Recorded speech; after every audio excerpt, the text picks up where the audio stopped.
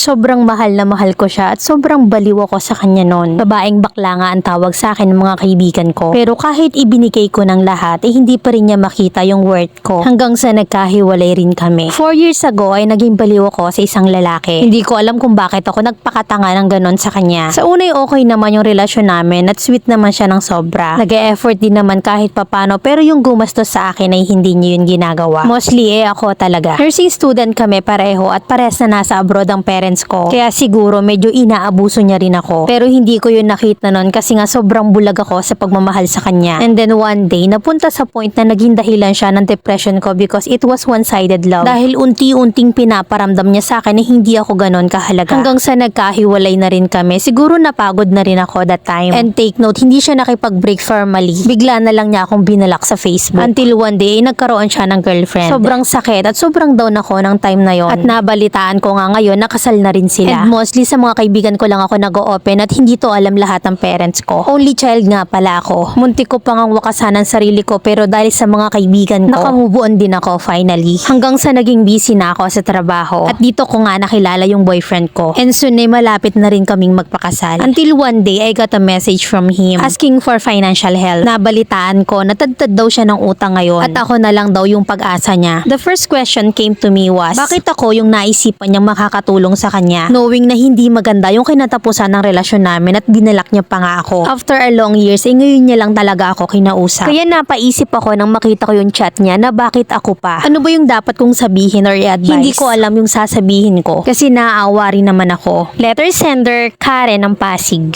If you are happy in a relationship, why would you still care? He blocked you before. Natutulog ka pa rin ba? Ngayon, tinatanong mo sa amin kung bakit. Simple as he knows that you are madly in love with him before. Kaya he tried na baka meron pa rin. Kaya peperahin na lang daw niya yung feelings mo. At saka hindi lang ikaw ang kinontak niyan for sure. Kaya don't feel important. Everyone in deep situation lalapit kahit kanino. Deadma lang ang katapat niyan and keep moving on. At saka hindi mo alam, uso na yan ngayon. Yung kakamustahin ka tapos uutangan ka. And then biglang mawawala ulit. Huwag kang maging biktima. Kung hindi kanya nasuklian ng pagmamahal mo noon, sa utang pa kaya. Baka madagdagan lang yung depression mo pag hindi kanya nabayaran. Mas lalong hindi mo siya makakalimutan. At eto naman yung real talk advice ng mamilen mo. Nablock ka nga nung walang utang, ngayon pa nauutang. Saan ka maghahabol kapag hindi ka binayaran? Hindi ka kinder na kapag binigyan ka ng teacher mo ng coloring book kahit na lampas-lampas na yung kulay, very good pa rin. Napaka-obvious ng galawan. He knows too well he can easily manipulate you. Girl, gumising kat user yan. Para kasing may wishful thinking pa yung peg mo eh. Huwag kang masyadong sentimental sa mga bagay-bagay. Huwag mong bigyan ng kulay. Pera ang kailangan niya at hindi ikaw. Sabihin mo na lang na ang tanging may bibigay mo sa kanya ngayon ay panalangin at huwag kang gambalain.